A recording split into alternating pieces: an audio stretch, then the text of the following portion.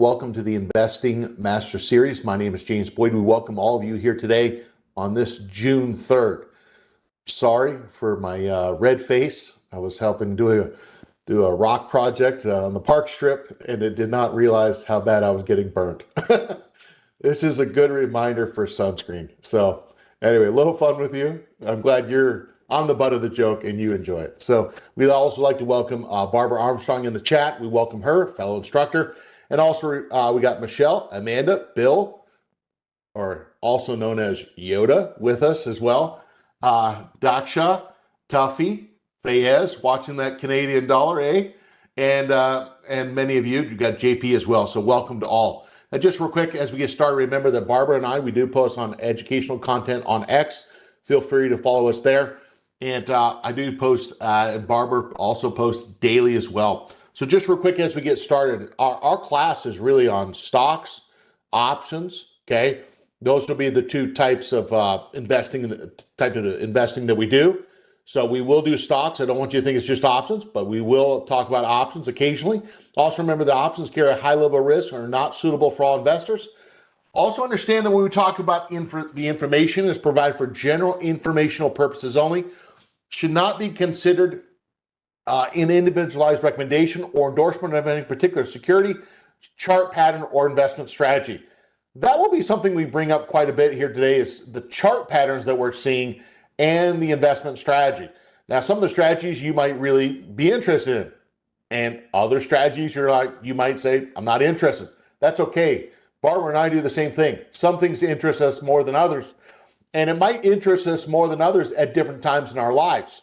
Now, also remember that the Paper Money software application, we'll use that. That is done for educational purposes. Investing involves risk. And also remember, past performance is no guarantee of future results. Remember that short options, those can be assigned at any time. And also remember, when we talk about examples, they are just that. Now, I want to kind of just take a quick look at where the market is, and we'll talk about some of the pricing that we actually saw overnight. We'll talk about the cash indexes like SPX, NDX. We do need to look at current positions, okay? There's a number of positions that we have in the paper money portfolio in our examples that we need to either exit or roll positions. And I want to heavily talk about continuation patterns and kind of a continuation of that theme from yesterday, which is on moving average crossovers, which we're seeing a lot of, okay? Now, let's actually just pull up just real quick. So there was a question about what is the easiest way to find this class, okay? I mean, if you ask me, I'm kind of like, I'm on YouTube a lot, okay? I don't really watch a lot of TV. Most everything I kind of look at is right off YouTube, okay? Now, this link that I'm sending to you will get you to this page. When you follow or subscribe to this, you can just bookmark this. So right at the very top, we'll see if we can bookmark that. You don't have to find it again. I personally think that's probably the easiest way, okay? So if you went to YouTube, anything that you subscribe does not mean you have a subscription to. It doesn't necessarily mean you pay, okay? Some of the things are free subscriptions. The second way we could actually find it is the playlist, okay? And so this is also, if you say, you know, I really enjoyed Barb's class, I enjoyed Cameron's class, I go to Mike Fairborn's class or JB's class, etc. You can just bookmark the playlist. This is like your favorite TV show, okay? And it's showing the past episodes for that specific class that you want to learn about. That's another nice way to do it, okay? So those are kind of two quick ways to kind of follow along. And last but not least, if you actually said, where could I actually see the calendar? There you go right there. This is going to get you to where you can see the webcast calendar. Make a little folder on your browser, put those links in the folder. There you go. Now, speaking of that, let's actually go back to kind of the topic at hand. We're going to play a little game here called Tell Me What You See on the Tell Me What You See on the Chart. Okay? Now, what I'm going to do first off is I'm going to kind of zoom in a little bit. And so we're going to play the game called Tell Me What You See on the Chart. Now, there's no wrong answers. Okay? So everyone wins a prize of participation. Tell me what you see on the chart, okay? Now, when we look at the SPX, we know that the SPX is not equally weighted, right? There's some sectors that matter more than others on a percentage basis, right? And so if we're kind of looking at the right-hand side, you know, this white line here, that was your old horizontal support. This is the middle of the channel, which sometimes can be like a higher high or a higher low. And you're also going to see that, for example, that we actually have the top end of the channel if we zoom back out. Well, if we kind of go back to this for just a second and zoom in now, you're going to see that if I did that, and by the way, just want to mark this, we had a pullback and we actually made a low there. And then we ran back up and we saw 1 day, 2 day, and then we actually saw another higher low, okay?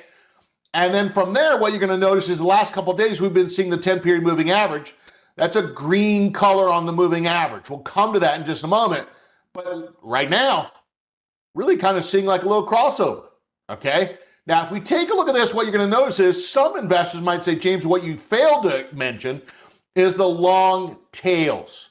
Sometimes when the prices drop down and they run back to the upside, someone was buying on what we call the dip, which is kind of interesting because someone was buying when the price was down for the day. It's like the Costco example on earnings. Gap's down on earnings, price is down for the day, and someone's buying on the gap down. One of the stronger signals you can get, okay?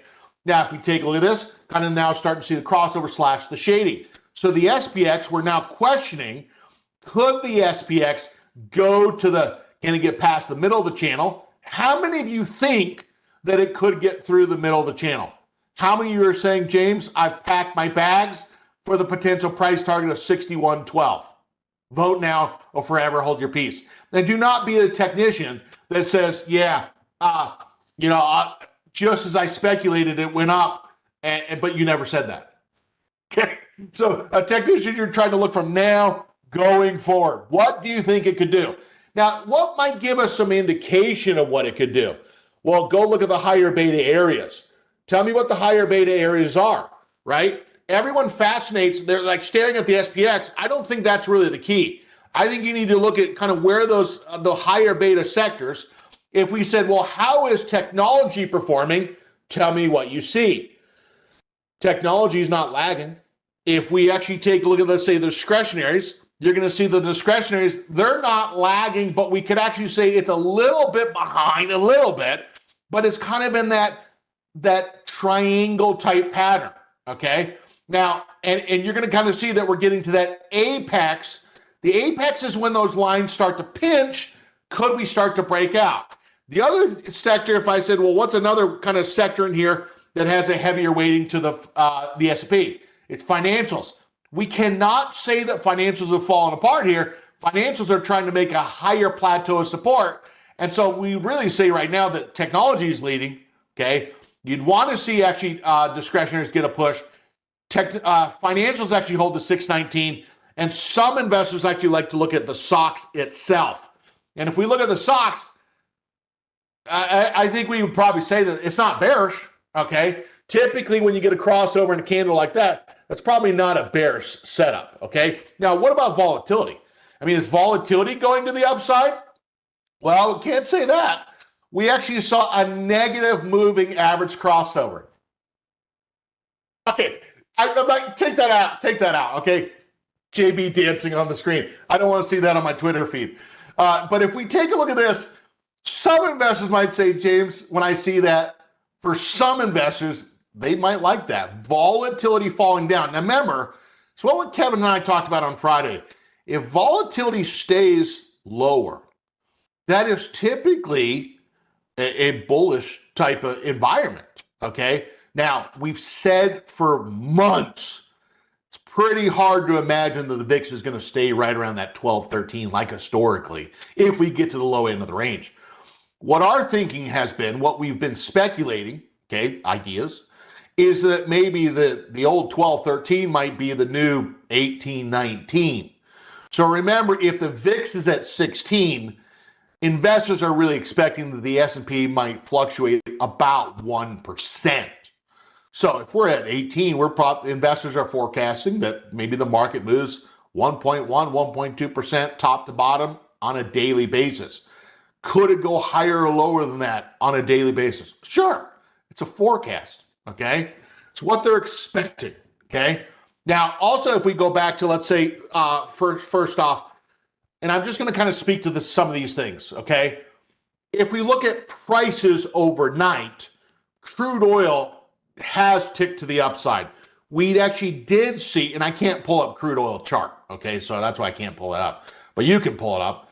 But if you look at crude oil has gotten a little push as there's been some international activities. I'll just leave it at that, okay? Now, crude oil, we actually see the energy sector getting a little push off that support level, following the correlation to oil. Now, if you look at agriculture, cattle prices, live cattle, feeder cattle, brand new highs. Those steaks are probably not going to be cheap this year in hamburger. The Canadian dollar, since we actually have Fayez with us, kind of nudging higher, okay? And equities. Gold and silver retesting actually yesterday's midsection. Keep an eye on that. We brought up, when you looked at gold and silver yesterday, if we brought up the XAU, the gold silver index, it's kind of sitting right at this midsection. Now, we've seen this show about 1 million times, almost. It's close, okay? But it's not unusual when sometimes you kind of get these large candles and they come back to retest. And that retest, the midsection, is what technicians call support level number 1. And some support investors like to buy in the middle of that large green candle. Now, we're seeing the same thing on an individual stock today, not like anyone's watching, but one that's kind of nudged down. Now, sometimes it doesn't come perfectly down to the middle. What happens if it only gives back a quarter of it? Well, example given like Meta, it doesn't have to come down to the middle. If it only comes down a quarter of yesterday's move, then that's just showing that's an example of stronger momentum.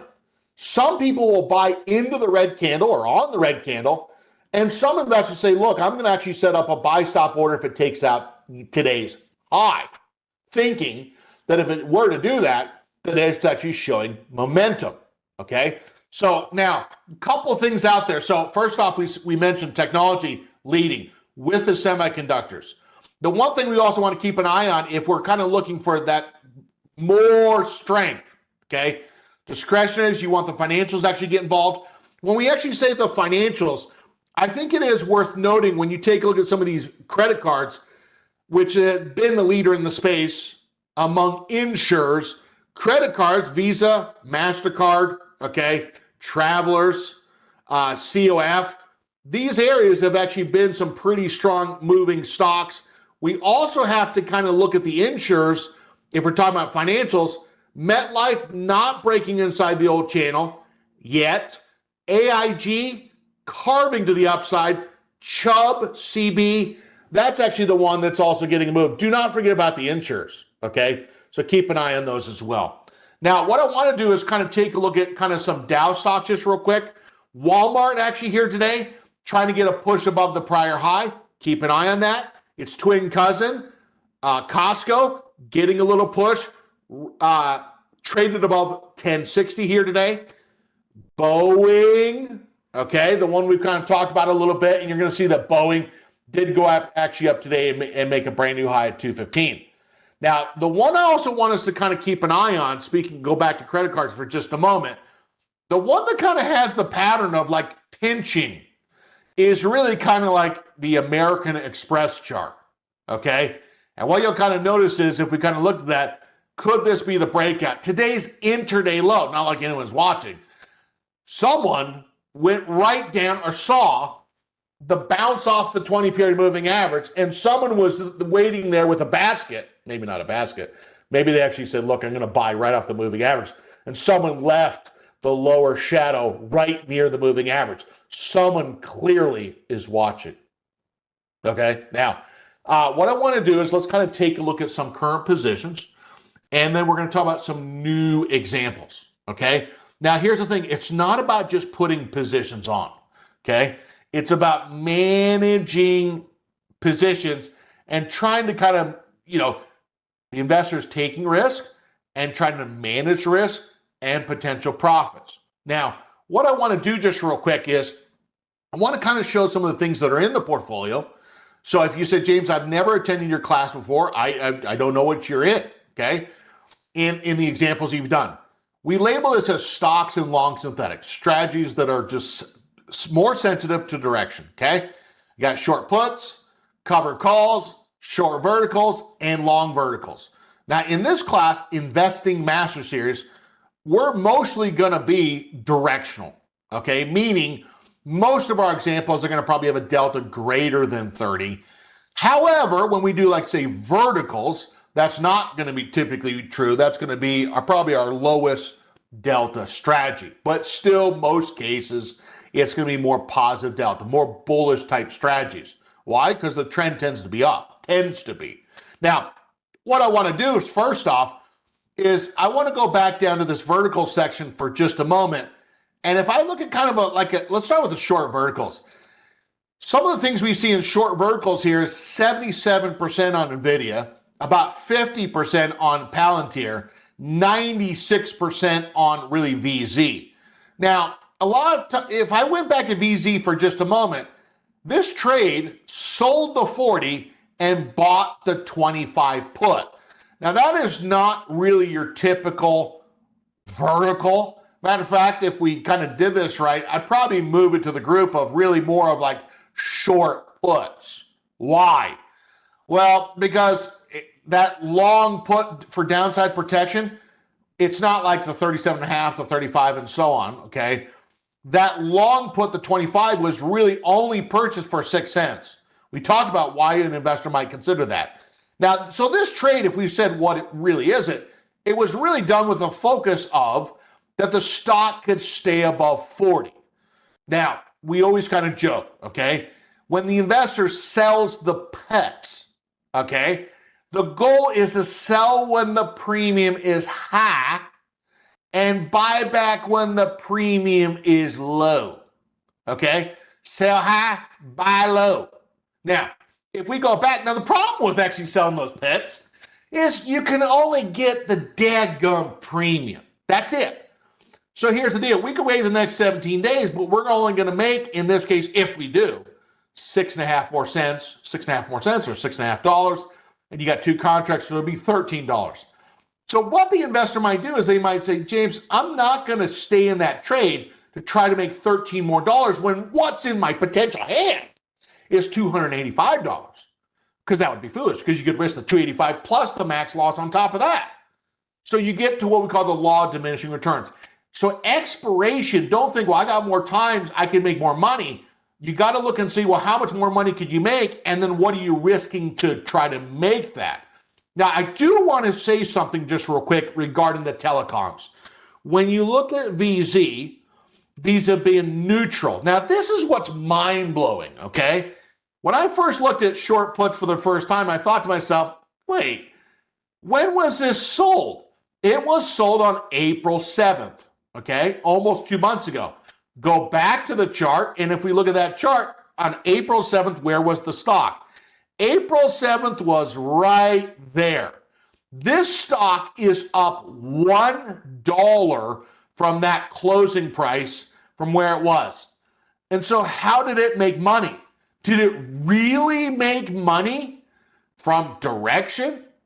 The dollar doesn't really seem like a lot of direction to me, but it really benefited from the 2 words. It starts with a T, and the second word starts with a D. Time decay, okay? And this is what's kind of interesting, okay? Is it wasn't really from direction. Now, it did stay above the 40. It did. And so what I'm going to do here is I'm going to right-click, okay? Right-click on that, create closing order, and I'm going to buy it back. Now, why are we buying it back? Well, we're buying it back because we sold it initially, okay?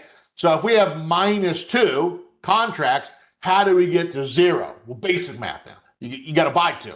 We're going to create closing order, buy that. Now, what I'm going to do in this case is we're going to actually say we're going to buy it back for 7 cents. Now, if you know how my grandchildren, okay, they don't like to share, okay? They don't like to share. So what's hard about this is some people say, look, I got a $149 premium. I don't want to give anything back. Well, this is where we're giving back 7 cents of the initial premium. Where's that premium? It's in your cash balance, okay? It's in the paid money cash balance. Now, what I'm going to do is going to go confirm and send. Note the commission too, Okay. Now, why is it a commission? Well, because that's not less than 5 cents. Now, what we could do here is we could say, hey, James, could I buy this try to buy it for 5 cents and not pay a commission? Well, we could do that as well. And if it's 5 cents or less, it could be commission less. If the investor wants to try that, we'll do that. We're going to send the order and we're going to see if that can't be purchased back for 5 cents or less. Now, I'm not going to buy the put back. That's 2 cents or 1 cent now. Could that become worth something? It could, especially if the stock were to fall down to the 25 or near it. So there's still some risk to that. The investor says, I don't want to risk that. I'm going to be out of town. I'm not going to be watching. The investor might say, I'm going to close that position out. I do not want something that could turn into short shares. That's an important detail, okay? Now, if we went down to also NVIDIA again, I want to talk about this. NVIDIA, what is that? Well, that is really, again, I'd kind of say this is not really like a vertical because it's not, well, no, excuse me, take that back. This is more like a vertical because it's like a $2.50 wide, $5 wide short put vertical. Sold the 128, and then it's at the long put is at 123. Now, if you're going to take a look at it, it's only one contract. And so what you're now going to notice is the 128 put, and where's the stock now? It's at 141. Now, here's the deal. In the world of investing, you do not have to become the master of all strategies. I have some strategies that I really like. Am I going to tell you what I really like? Absolutely not, because it's a secret to me, okay? But there are some strategies that you really enjoy. And some investors, they really like the short, wide put spreads or the short verticals because they're trying to have a bullish trade, but also some time decay, okay? Now, what I'm going to do on this is notice we're going to buy this back. And what we're going to do is we're going to question together, is the stock chart still bullish? So first thing we're going to do is we're going to take this down. We're going to buy it back. We're going to give back some of the initial credit. And then what we're going to do is we're going to ask ourselves, could the investor reestablish a bullish position? Again, confirm send, note the commission, send the order. Now, if I were to ask you a question, and the question is as follows, is NVIDIA bullish? Is it neutral? What would you say here? High speed? What would you say? See ya? What would you say? Okay. Now, Thea asked a question. Why is the rut moving up today? Well, so the biggest thing is when the markets have actually gone to the upside and people are kind of chasing performance, they tend to focus on an index that might go up higher on a percentage basis. Okay? That's why people tend to play the rut. So if someone says, why is the rut coming up here today? Well, it's getting a crossover. 2, it bounced off the horizontal support level. But people try to trade the rut if they want greater exposure to something that might move on a higher percentage basis. That's why people play the rut. Okay. Now, if we went back and asked the question, well, is NVIDIA still bullish? Now, I also do want to point out the 2 red candle days. When this stock actually gapped to the upside and there were super high expectations and it popped up even with high expectations, did the 2 red candles breach support, yes or no? I'm teaching you a lesson here.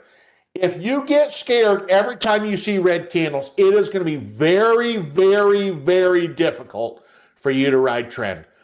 You can have a red candle. You can have 2 of them. You can have 3 of them and so on. But if they don't really break support, the trend is still intact. And it never did. And if you look at what happened on Monday, okay, it triggered back to the upside, meaning it closed higher, but not go hold. And then today, what do you see on the chart? Which is what we talked about yesterday. We talked about yesterday, the down day, close higher, yeah. Remember we talked about that? Down day, red candle, close higher, not a cold, gap. Now here's the deal. You even have a script that actually talks about seeing that. Whenever I say the word script, I need to also say scripts are not guaranteed for accuracy or timing. You want to have an understanding of what that script is trying to do, and you could verify with your own eyeballs. Now, what I'm going to do is we're going to go back and try to reestablish a new position. Now, let's say the investor says, you know what, James, I want to do a bullish trade. Now, we know that a bullish trade on options, if we talk about single options, you could buy a long call, you could just have a long call in general, or you could actually be short the puts. You're selling something. Now, let's say the investor says, James, I'm going to come to not the June expiry, I'm going to come out to the July's, okay? Now, if we look at, let's say, the put side, someone says, I want to sell something.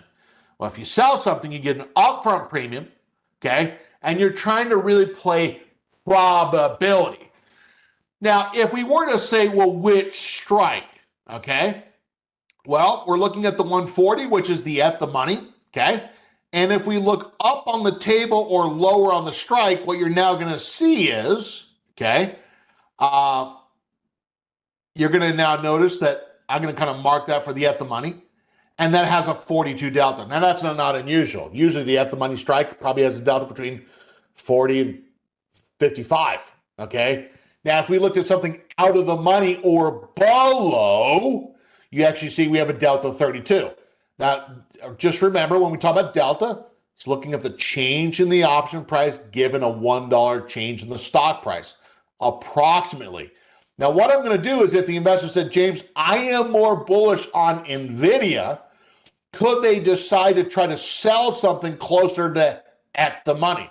Well, they could, okay?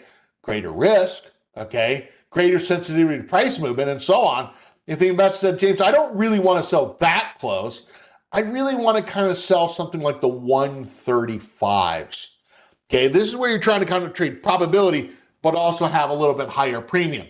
Now, what some investors like to do is they like to kind of look at what we call the ROR, okay? We know with dividend yields, okay, dividend yield is the annual dividend divided by the current stock price. And then you get what's called dividend yield. When you talk about dividend, we need to understand dividends can be raised, cut, so on, okay? They're not always the same.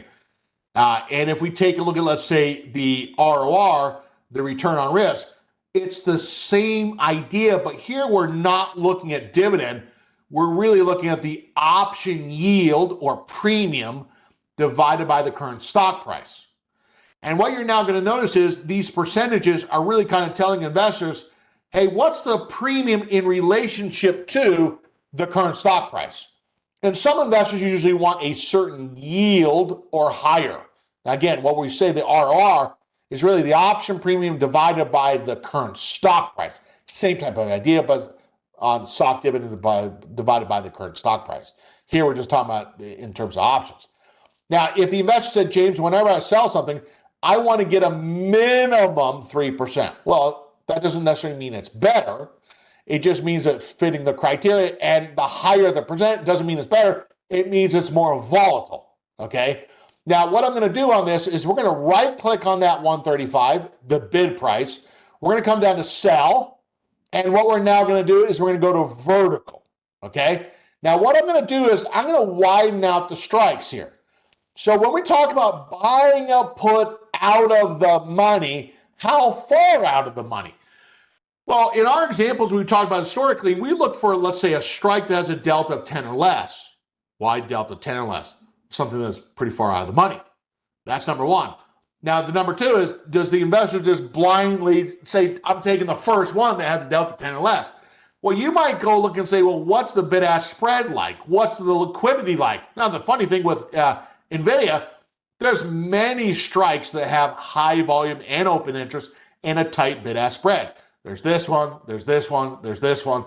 I mean, many of them. Now, every stock will not be the same, of course. Let's say the investor said, James, I'm going to do the 115, okay? Now, remember, what's the dual purpose of why someone's buying a put far out of the money? Number one, creates a lesser max loss than if you just sold the put by itself. Second, it's reducing the buying power. Now, got to go back to the, I'm going to do that in the paper money account, sell vertical, and we're going to do the 135. The second trade we're going to do is the 135, the 115. Now, when you buy the put, what is kind of maybe bad, if you will, is you got to pay something for that. And that's going to lower the credit, okay? And if you lower the credit, it's going to increase the break even. Why? Well, because you have a lower credit. So really, we have an obligation to buy the shares at 135.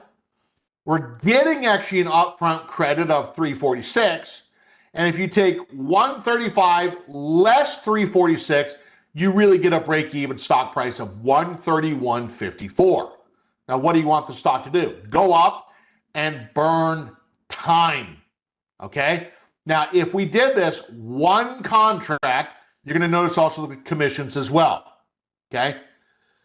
Yeah, so Carol actually says, I'm not an option person, still don't understand how it's a bullish play. Can you help? Sure, okay? So let me kind of just explain this. So when you sell the put, you're thinking the stock could stay up above the strike price. Now, if the stock stays up above that strike price and it's not assigned, the option just expires. Now, here I go. I have just a bottle of water, okay? Now, what happens is the investor is really saying, I will be the buyer of the shares at the strike price. Now, they're not saying they're going to be the buyer of the shares at the strike price for the next 20 years. It's just for a certain period of time. The liquid in the bottle is like days, okay? And what happens is every day that goes by, there's less and less and less and less and less and less and less time. And that time going out typically pushes down the value of the option because there's less time. And eventually you get to what we call expiration. So what the goal of the investor is saying, they're getting paid to be the buyer of the shares, potentially at the strike price from now to expiration. And if that stock closes at expiration above the strike price, they could, okay, grab all the premium. Now think of things in your life that you have done that on. Can you think of anything where you bought protection and nothing happened? You of the buyer lost 100%. You paid it. But the opposite party, they made it. They had the risk of covering the risk, and you were the buyer. There's things in your life that you've done that on for years, okay? So you don't have to necessarily be an option person to understand that, because you've probably already done that in your life already for 30 years, probably. Now, notice what I'm going to do is I'm going to send that order, okay? Now, the other thing that we could actually take a look at is I'm going to kind of come back to this. So first off, if you said, James, I have no real understanding of how does that work, the one thing that I would say is click on that 420, click on the 420. And when you click on the 420, it's going to create just a cell, the July 135. It's not a bad idea. Right click on that and say, analyze the trade, okay? Now, if I click on analyze the trade, it's going to bring up the risk profile. Now, sometimes when people look at this, they're like, my gosh, this is so confusing. It's actually really not that bad. It's just diagramming what happens to the position. On the left-hand side, is your dollar gain or loss, okay, unrealized. On the bottom is just the stock price. That's not that complicated. So it's charting if the stock were to go up, what would the position make? And that blue line right there, it's going to show if that stock actually goes up, there's a cap. Why is there a cap? Because there's a defined premium. Why does the blue line actually go down? What is the blue line? Well, it's the loss, unrealized loss on the position. So if the stock actually goes to the left, there's a loss on the position at that point in time. That's all it's doing, okay? Now, what's nice about this is you can kind of play the what if game. Wonder if I change the date, okay? And it'll show how that changes over time, okay? Now, the other thing is someone might ask the question, well, how do I know it's a bullish trade? Well, you gotta ask yourself the basic question, which is, if you buy a put, are you bullish or bearish? If you buy protection, are you bullish or bearish? Well, no, I'm kind of thinking I'm trying to protect something. Well, you're kind of bearish. Well, then if you take the opposite side of that, are you bullish or bearish? You must be bullish, because buying a put is bearish. You actually think the risk could be to the downside. You're buying protection. Hopefully that helps. Okay. Now, by the way, I want to kind of also say this. If you said, James, I feel like I need to brush up a little bit on kind of getting started with options, that's okay. You're going to notice that, for example, Cameron May, right after this class, does a series on getting started with options. And so he goes over the fundamentals of like, what is buying a call? What is buying a put? And so on. How does it work? Now, so that's a great resource. Second, how do you really learn something? Take 1 to 2 strategies and then practice them in your paper money account. And then watch them day over day, and can you understand why those option prices are moving? So you're actually not just learning, but you're applying in practice 1 or 2 strategies, 3 to 5 trades, and you're watching them daily to see what happens. Okay, that's another great resource. Now, what I also want to do is I want to go back to a couple other trades. So one of the trades we actually did was just NVIDIA, and we're going to confirm and send that. And what you're now going to notice is in the paper money account, let's see if that trade went through. So it did get filled, and it got filled there and there. Okay.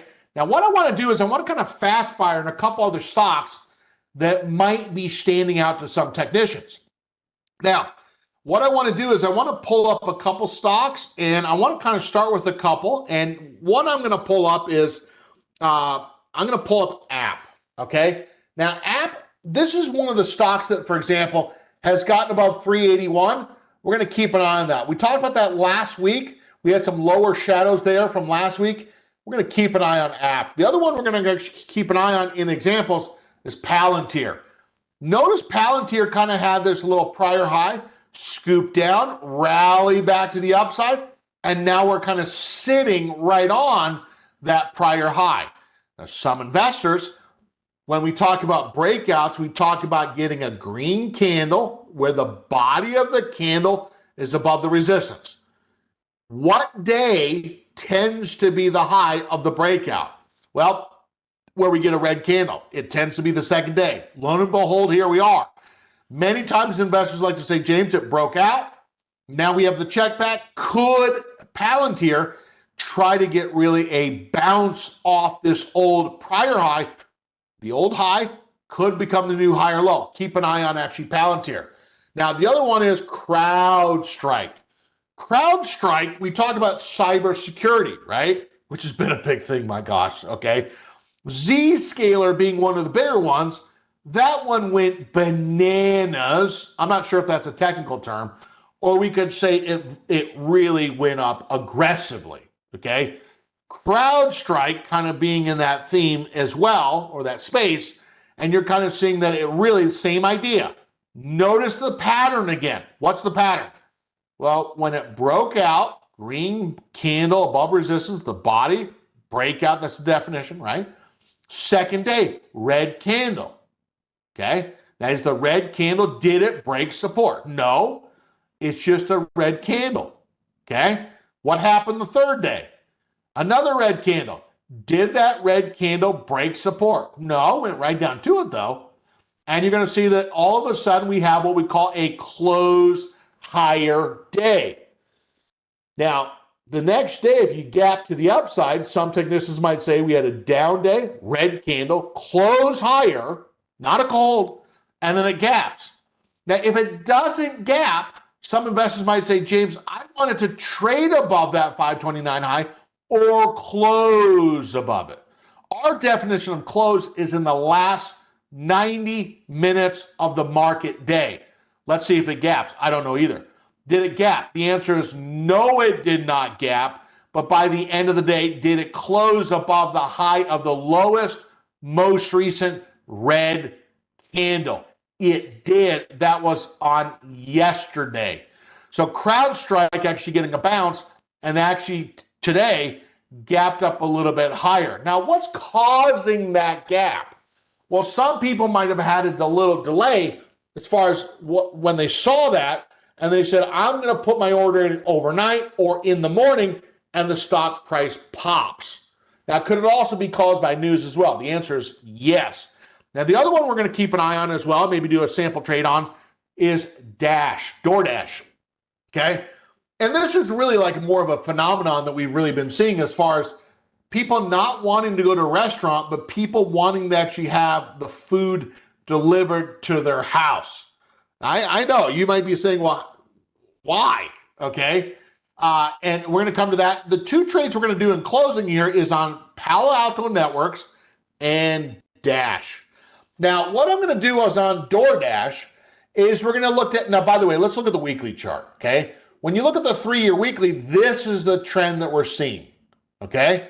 Now, if we look at this, we kind of might say on this, this might be more of a continuation of that longer term trend. The crossover was really down on the week of 428, and we've been in that green shading for a couple weeks now, just grinding to the upside. Now, what I'm going to do on this is I'm going to go back to the paid money count in 5 minutes or less. We're going to do is on Dash. We're going to go ahead and actually, now we have a position on that in the paid money count, but what we're going to do is we're going to be a little bit more aggressive. When might an investor sell a strike closer to the current price?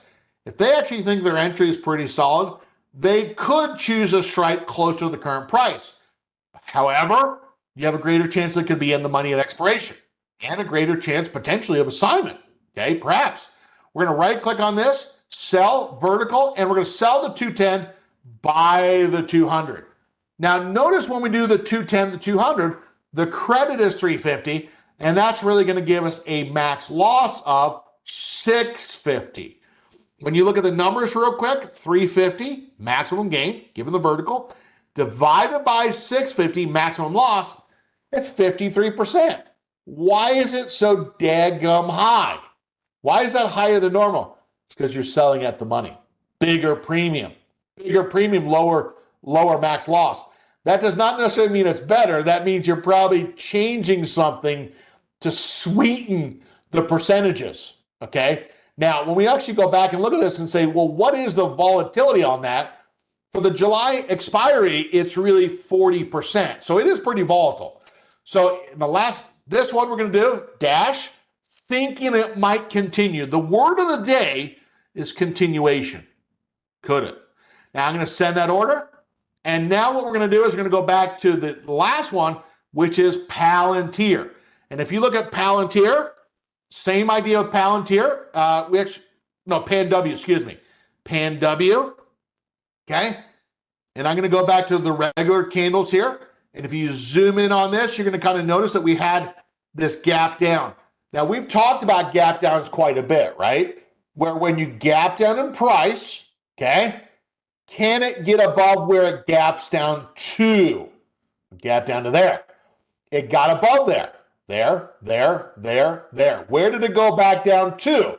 Where it gapped down to, and someone bought it off old high, new potential low, and then it went up. So someone technically is watching these levels, and now all of a sudden today, we're getting above that area of resistance. We're going to go back to PanW just real quick in the paid money account trade. And what you're now going to notice is we're going to go back. And again, I'm going to show the example of being a little bit more aggressive. So if someone really thinks, hey, James, I think I have a pretty good entry setup, I'm going to try to be a little bit more aggressive. Now, there's pros and cons to that, right? You better be right. Now, if we sell the 195 for July and buy the 190, $1.90 credit. $1.90 credit and a 310 max loss, that ROR is sitting at 61%. Okay? When might the investor do that? If they're more confident on the entry. Okay? Whether it's bouncing or whether it's breaking out, it could be the sector conditions. It could also be the market conditions. So the investor doesn't always have to do that. They really think they're trying to do that type of strategy, selling closer at the money, if they think their timing is better. That doesn't mean they're going to be right, but they're trying to play the probabilities, okay?